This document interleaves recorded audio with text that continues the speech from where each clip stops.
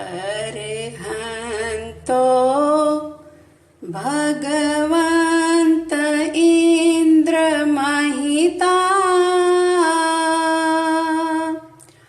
सिद्धाश्च सिद्धिस्थिता आचार्या जिनशासनोन्नतिकरा पूज्या उपाध्यायका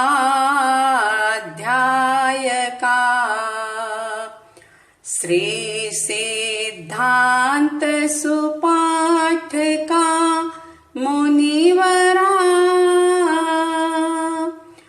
रत्नत्रयाराधका पंचेते परमेष्टिनः प्रतिदिनं कुर्वन्तु नो मङ्गलं कुर्वन्तु नो मङ्गलम्।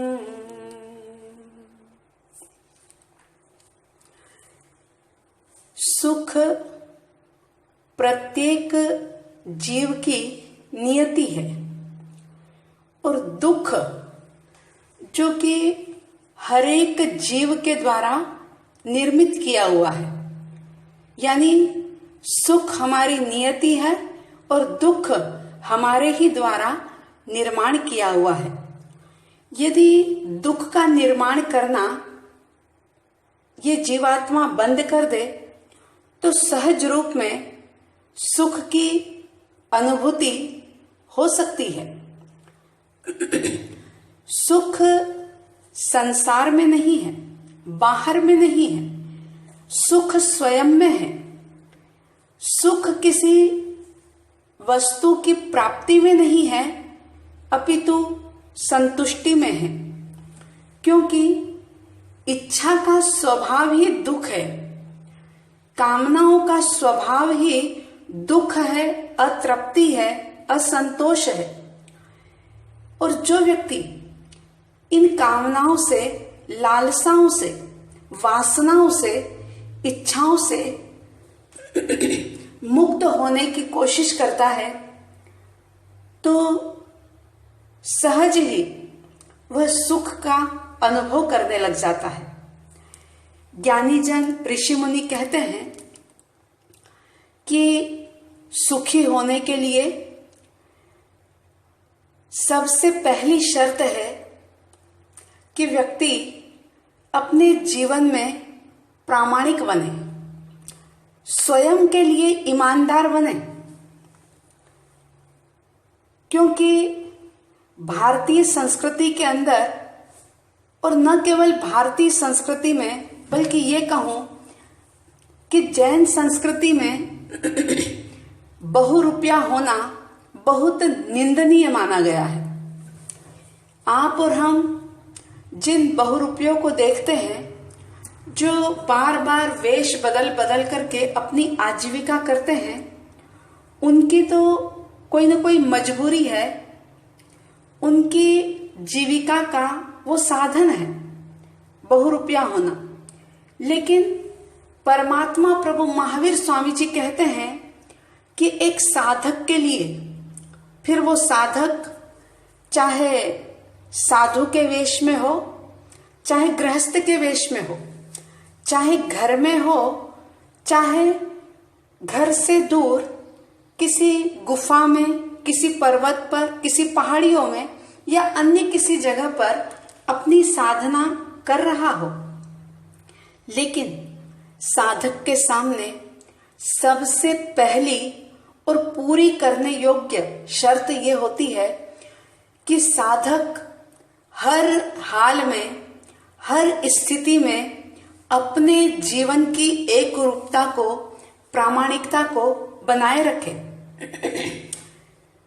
जीवन की विषम परिस्थितियां जहां होती है, विषम परिस्थितियों से मतलब मन में कुछ अन्य विचार चल रहे हो, व्यक्ति बोलता कुछ और है और करने को कुछ अलग ही करता है, यानी कि मन, वाणी और कर्म के अंदर, मन, वचन और काया के अंदर एक रूपता नहीं होती तो वहां पर निश्चित रूप से कलह होता है, क्लेश होता है, द्वंद्व होता है, और यूं कह दूं कि ऐसी आत्मा का निश्चित ही पतन होता है।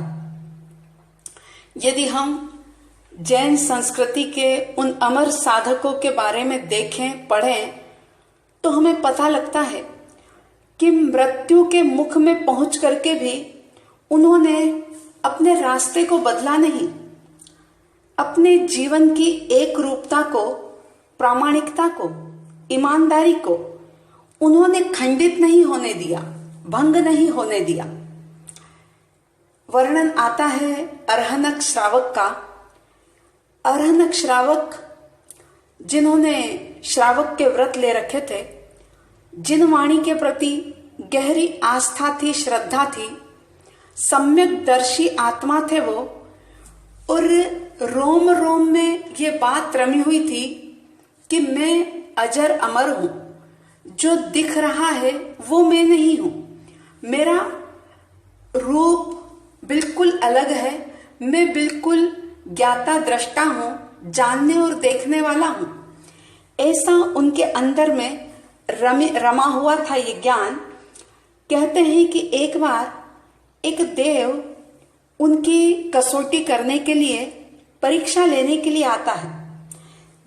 था तो देव, लेकिन देव ने दानव का रूप बनाया, राक्षस का रूप बनाया, और उस समय उनकी परीक्षा लेना चाहिए जब वो बहुत सारे लोगों के साथ जहाज में सवार थे, समुद्र में यात्रा कर रहे थे, दूर देश से व्यापार करके आए हुए थे। तो वह देव उनके सामने उपस्थित होता है और एक बात कहता है कि हे अरहनक, तुम अपना धर्म छोड़ दो या फिर परलोक की यात्रा के लिए तैयार हो जाओ।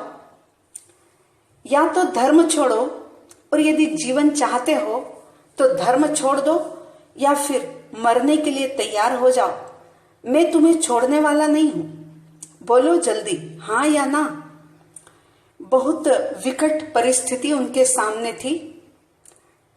प्रिय श्रोताओं, आप उस परिस्थिति की कल्पना करें, सिर्फ एक इमेजिंग करें, विजुलाइज करें कि कैसी वो परिस्थिति होगी जब अरहनक श्रावक समंदर के अंदर हैं, खूब सारा पैसा कमा करके आए हैं, और साथ ही बहुत सारे लोग भी उनके साथ हैं।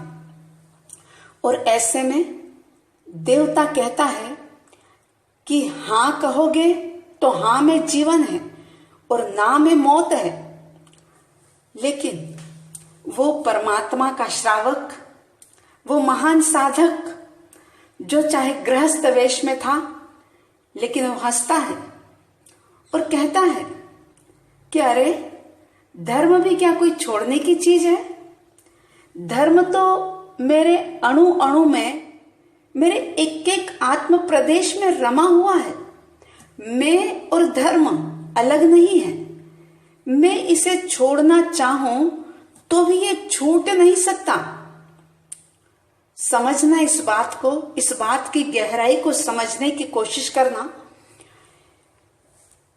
और अरहनक श्रावक कहते हैं कि मौत का तो मुझे कोई डर नहीं है, क्योंकि तुम्हारी शक्ति जो है वो मेरे शरीर को तो नष्ट कर सकती है, लेकिन तुम्हारे जैसे एक नहीं, हजारों भी देव या दानव या राक्षस जो है मेरी आत्मा का स्पर्श भी नहीं कर सकते हैं, मुझे टच भी नहीं कर सकते, मेरा कुछ बिगाड़ भी नहीं सकते। जब ये बात सुनी तो वह देव एकदम से सन्नाटे में आ गया, लेकिन फिर भी परीक्षा लेता रहा, डराता धमकाता रहा। अरहनक श्रावक तो नहीं डरे, लेकिन उनके साथ जो लोग थे वो भयभीत होते हैं, क्योंकि सबके पास सत्य बोध नहीं था। सत्य ज्ञान नहीं था, वे सारे डरते हुए कहते हैं कि अरे अहरनक, एक बार कह दो, कहने में क्या जाता है कि हाँ मैंने धर्म को छोड़ा, चाहे मत छोड़ना, लेकिन बोल तो दो, बोलने में क्या दिक्कत है। यदि आप बोल दोगे कि हाँ मैंने धर्म को छोड़ा तो हम सब बच जाएंगे और तुम भी बच जाओगे। अहरनक श्रावक हंसते हुए कहते हैं कि अरे जो चीज मेरे मन में नहीं वो मैं अपने वाणी के अंदर लाऊं कैसे। जो पानी टंकी में होता है वही तो बाल्टी में आता है। क्या ऐसी कोई कला है कि टंकी में पानी कोई दूसरा हो और बाल्टी के अंदर या घड़े के अंदर पानी कोई दूसरा आ जाए? कैसे हो सकता है ये? अहरनक श्रावक ने कहा कि मुझे ये कला न तो आती है और न मुझे ये पसंद है। मैं अपने स्वयं के प्रति ईमानदार हूं, प्राण दे सकता हूं, अपना सब कुछ लुटा सकता हूं, लेकिन अपने मन, वाणी और कर्म, इनके 3 टुकड़े नहीं कर सकता। समझना इस चीज को। सचमुच जिस दिन भी मानव समाज, मानव जाति ये साधना अपना लेगी कि मन, वचन और काया के अंदर एक रूपता रहे, तो सचमुच उस दिन विश्व में भौतिक और आध्यात्मिक सभी प्रकार से एक नवीन नूतन जीवन प्रकाश होगा। संघर्षों का अंत हो जाएगा। लेकिन आज की स्थिति बड़ी विकट है। व्यक्ति स्वयं के प्रति वफादार नहीं, स्वयं के प्रति ईमानदार नहीं। अगर सचमुच जीवन में सुख का अनुभव करना है और जीवन के अंदर परिवर्तन लाना है, तो चाहे शास्त्रों का कोई ज्ञान आप करो या ना करो, सत्संग करो या ना करो, लेकिन प्रकृति के साथ हार्मोनी बिठानी पड़ेगी। प्रकृति की किसी भी वस्तु को आप देखो, उसके अंदर ना तो श्रेष्ठता का भाव है और ना हीनता का भाव है। प्रकृति सिर्फ और सिर्फ होने के भाव में जी रही है।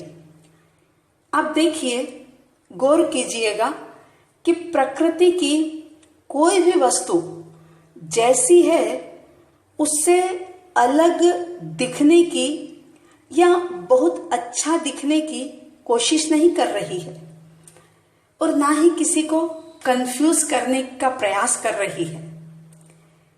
आपने कभी गौर किया, ध्यान दिया कभी कि सूर्य हमें कंफ्यूज करने का प्रयास कर रहा हो? कभी देखा आपने कि सूर्य ने कभी हमें कंफ्यूज किया हो कि हम उसे चांद समझ लें? नहीं। क्या कभी गुलाब ने चंपा चमेली बनने की कोशिश की? क्या कभी किसी कांटे ने फूल दिखने का भ्रम पैदा किया? नहीं। लेकिन जो मनुष्य है, ज्ञान और विज्ञान के क्षेत्र में आगे बढ़ा हुआ है, अपने आप को समझदार मानने वाली ये मानव जाति, देखें आप कितना दिखावटी बनावटीपन के अंदर व्यक्ति जी रहा है। जो बहुत ज्यादा क्रोधी है वो कई बार विनम्रता का नाटक कर लेता है। जो अधार्मिक है, परिस्थितियां देख करके वो धार्मिक होने का एक झूठा आवरण अपने ऊपर ओढ़ लेता है। जो व्यक्ति का ओरिजिनल रूप है उसे वह प्रकट नहीं कर पाता, उसे दिखा नहीं पाता और स्वयं के साथ ही ईमानदार नहीं रह पाता। लेकिन एक बात याद रखना, ये जितने भी आवरण, झूठे आवरण जो ओढ़े जाते हैं, मुखौटे पहने जाते हैं, ये मुखौटे, ये आवरण मुफ्त में नहीं ओढ़े जाते। इनके लिए बहुत बड़ी शक्ति का खर्च करना होता है और इसी के कारण से मानव जाति का पतन होता है। अगर सचमुच उत्थान करना चाहते हैं तो प्रामाणिकता से जीना होगा, ईमानदारी से जीना होगा।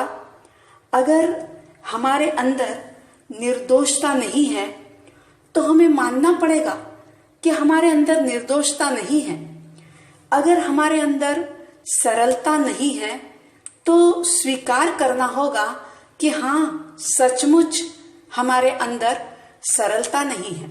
जैसे हैं वैसे ही दिखने का, प्रकट होने का प्रयास करें तो निश्चित रूप से सुख का, आनंद का अनुभव होगा। लेकिन बड़े दुख के साथ, पीड़ा के साथ कहना पड़ता है कि आज की स्थिति बहुत ही विकट होती जा रही है। ज्ञान विज्ञान के इतने साधन बढ़ने के बावजूद भी व्यक्ति इन मुखौटों को ओढ़ना बंद नहीं करता और इसे चतुराई समझ लेता है। मुझे एक बार पढ़ी हुई बात याद आ रही है। व्यंग है ये कि आज की चतुराई का ये बहुत बड़ा नमूना है। आज की चतुराई का ये बहुत बड़ा नमूना है। व्यक्ति कहता है सीमेंट और लगाता चूना है। व्यक्ति बताता है सीमेंट और लगाता चूना है। बहुत बड़ा विरोधाभास आ गया है इंसान के जीवन व्यवहार में, कि बहुत बड़ा विरोधाभास आ गया है व्यक्ति के जीवन व्यवहार में कि आदमी बताता है दिल्ली और जाता पूना है, कि आदमी बताता है दिल्ली और जाता पूना है। सेल्फ को चेक करें, आत्मनिरीक्षण करें, ईमानदारी से, शांति से बैठ करके अपने भीतर का निरीक्षण और परीक्षण करें कि ऐसे मुखौटे दिन भर के अंदर हम कितनी बार पहनते हैं, लगाते हैं। कैसे झूठे आवरण डालते हैं अपने ऊपर कि जो हम नहीं हैं वो होने का प्रयास करते हैं, वो दिखने का प्रयास करते हैं, दिखाने की कोशिश करते हैं। प्रामाणिक बनिए यदि सचमुच आनंद का अनुभव करना है, क्योंकि आनंद बाहर नहीं, आपके हमारे प्रत्येक जीवात्मा के भीतर में आनंद का महासागर लहरा रहा है। लेकिन उस आनंद का अनुभव तभी होगा जब हम प्रामाणिक होंगे, ईमानदार होंगे, स्वयं के प्रति पूरी ऑनेस्टी से भरे हुए होंगे, तो हमें उस आनंद का अनुभव होगा। आप सबके भीतर में प्रामाणिक बनने की चाहत जागे। मन, वचन और कर्म का निरीक्षण करते हुए तीनों के अंदर हारमोनी आप बिठा सको, ऐसी साध्वी द्वय की तरफ से हार्दिक मंगल और शुभ भावनाओं के साथ जय महावीर, जय गुरु आनंद।